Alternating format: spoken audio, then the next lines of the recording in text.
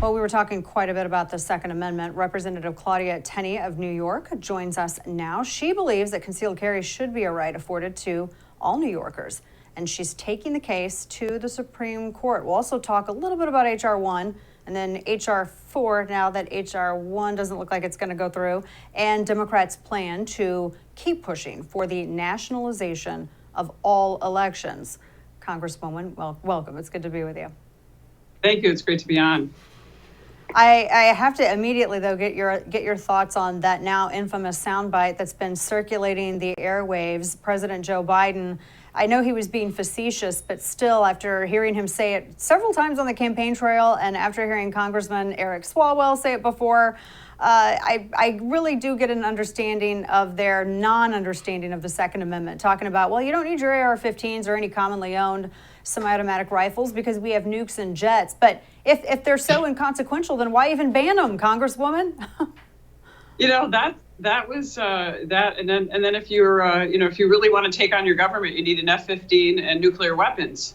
So he's encouraging us to do that. It's absurd. But there was another thing that caught my ear, because I come from New York, where we have Governor Cuomo, who passed sweeping anti-gun legislation in 2013. It was called the SAFE Act, which I lobbied against for many years when I was a member of the state assembly. But he gave up and famously said in one of his State of the State addresses, it doesn't take 10 bullets to kill a deer. And when I heard Joe Biden say, look, you don't need a high capacity magazine to kill a deer, they're not wearing Kevlar vests.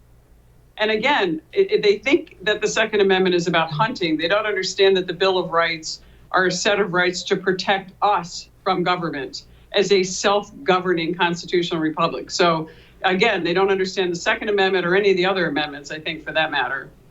No, that's right. We're not worried about deer breaking into our houses in the middle of the night, or deer trying to be all tyrannical against us. I mean, that would be a great sci-fi film, but that's not what's happening in reality.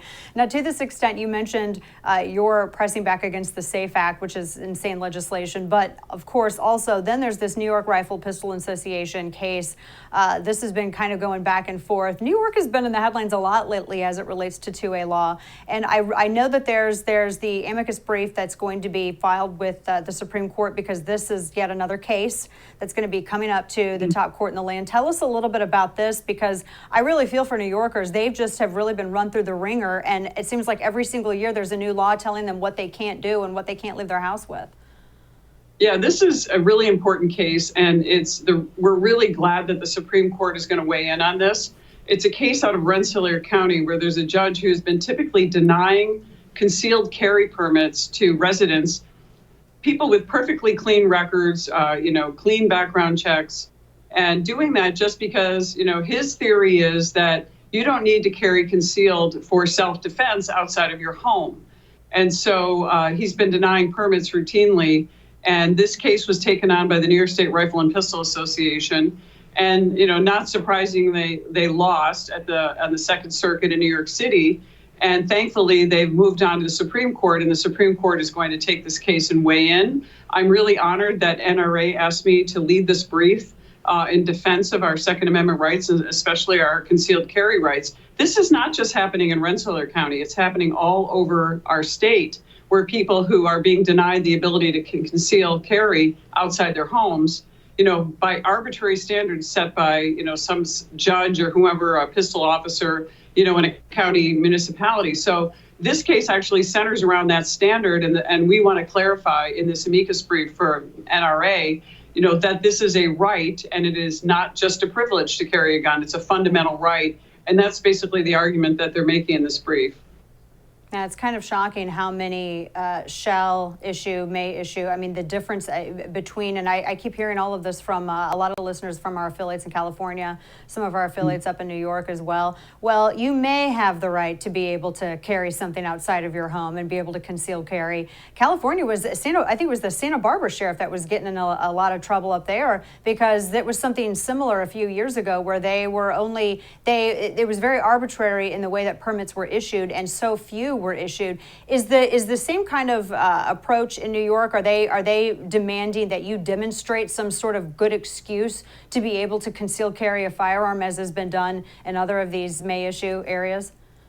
Yeah, basically for most of these counties that are, especially Rensselaer County, my own home county of Oneida County in central New York, they're basically saying if you don't have a self-defense reason or you're not the victim of death threats, which I have been as a member of Congress and also as a member of the state assembly, then you don't need the right to concealed carry. You're going to be restricted, meaning you're only going to be able to carry in your home, which is, a complete violation of the Second Amendment rights. And, it's interesting because there is the standard that is being applied. They're trying to add some kind of scrutiny to it. So I don't want to get too much into the legalese, but our argument is this. The right to carry is for everyone, all Americans. And we think in some ways they're basing it on the old Sullivan case, which was really a race-based standard. And we think that everyone should have the right, and it shouldn't be a race-based standard. And that, that Sullivan case applied to, minority communities and people who didn't have status, and that it was actually created to protect elites. And why we think that this is why the court's taking the case. They're going to clarify it. They're going to come off of Heller and say that we really don't need any kind of intermediate scrutiny to analyze a fundamental right. This is a right, simple enough under the Constitution. We don't need to have clarification or balancing interests with the government, because guess what happens when you balance interests with the government? The government always wins. And the government shouldn't be winning, especially dealing with a fundamental right when we're talking about the Bill of Rights, which was specifically given to us by our founders because they were trying to protect us in the event of a tyrannical government. Interesting to note also in New York State, New York was the 11th state out of 13 to join with the Constitution under, back in 1788, eventually 1789, because they demanded that the Bill of Rights be put in place and added to the Constitution to protect our rights. So it's interesting that we've gone a long way from our constitutionality, with the governing body that we have now, one-party democratic rule in Albany. But as a state and as original colony, we really stood for our rights right from day one. That's absolutely true. Talking with Congresswoman Claudia Tenney, it's amazing how diversity is applied in almost every single issue and aspect of American life, except going on, because I was reading just a little bit of the draft of the brief, except where it concerns this Sullivan law in New York with this particular case. On this point, and there's a number of things that I wanted to ask you about, including HR1 and getting into the John Lewis Act as well. I wanted to get your response. One last thing on 2A issues. Part of the president's push yesterday, when I know it was a speech on reducing crime, but it was more of a gun control speech. But he wants to use coronavirus relief funds, taxpayer dollars in the American Rescue Plan, and send it to majority, actually I think all of them on his list were Democrat-run cities, and historically Democrat-run cities, where they have a high recidivism rate. I have tons of stories, I was talking about these on radio today, where you have judges in these cities and prosecutors in these cities that either just throw out felony gun charges or drop them, reduce them, etc., or they don't even prosecute them at all whatsoever. Eddie Johnson, former superintendent of Chicago PD, said it was the same 1,400 people that are driving the majority of Chicago's crime. Chicago's on that list. This sounds like a blue city bailout more so than any kind of effort to actually reduce crime and using coronavirus relief funds. What are your thoughts on that? I think you're exactly right on that, because right now these are the cities that have been defunding the police and realizing they're getting the backlash of high crime rates, and their taxpayers are clapping back at them and saying, look, we need better policing, we need more police. Taking our police off the streets is not the answer. And another thing that is really important is prosecutors tend to drop illegal gun charges. Most of the crimes committed in New York City, which has huge high crime rates and shootings, are committed by people with illegal guns. And the Democrats never seem to understand, or I shouldn't say Democrats, I should say anti-Second Amendment people tend to not understand that no one wants more gun rights to be protected than the people who actually carry guns legally. So we don't want people that are going to be criminals carrying guns around. But, restricting the rights of legal gun owners is not going to reduce crime. And I'm really concerned about taking that money from the taxpayers out of the very over-bloated American Rescue Act. Why don't we just give that money back to the taxpayers? Or why don't we help our police officers lower the crime rates and work on prosecuting the people who are carrying illegal guns throughout our cities? Absolutely. That's the big question. And that coronavirus relief money apparently is also being promoted as part of how they're going to cover what's being proposed in this infrastructure bill that the president announced today. It seems like that coronavirus relief money is going for everything but coronavirus relief. Well, that's the case. They'd like to get more money than they really need, because so much of what they're trying to do is really to enshrine one-party rule forever. And whether it's, to fund their voting rights, and we're going to get into that next. But also, the coronavirus, a lot of this COVID relief really didn't go towards helping truly targeted relief for people. And it went toward the Green New Deal and all kinds of other Democrat bailouts. I mean, we gave $12.6 million to New York State alone, and New York passed its largest budget in history, and we raised taxes by $4 billion after Senator Schumer said, "Oh, we're not going to need to raise taxes because we're getting $12.6 billion from the federal government under the American Rescue Act." But lo and behold, we raised taxes by $4 billion, and it's like they just can't stop spending. And we had the largest budget in history. Most of it was a payoff that Andrew Cuomo wanted to make sure that nobody brought an impeachment article to the floor against him, or numerous impeachment articles, and also to make sure that he removed as governor. So he basically paid off all the legislators. In a way, it was almost, it was a pay to play with taxpayer dollars.